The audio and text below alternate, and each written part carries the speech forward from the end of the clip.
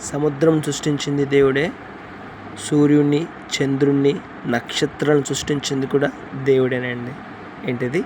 సముద్రాన్ని సృష్టించింది దేవుడే, అదే ప్రకారంగా సూర్యుడిని, చంద్రుణ్ణి, నక్షత్రాలను సృష్టించింది, అమర్చింది దేవుడేనండి. అయితే మనలో చాలామంది సృష్టిని పూజిస్తూ ఉన్నాం, దేవుడు కలగజేసిన సృష్టిని పూజిస్తున్నాం, దేవుణ్ణి పూజించటం లేదు, దేవుణ్ణి వెతకటం లేదు.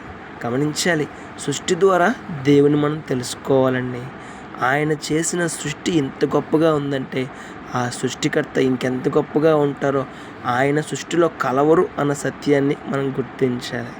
సృష్టికర్త అయిన దేవుడు సృష్టికి వేరుగా ఉంటారు, సృష్టితో సమానంగా ఉండరండి.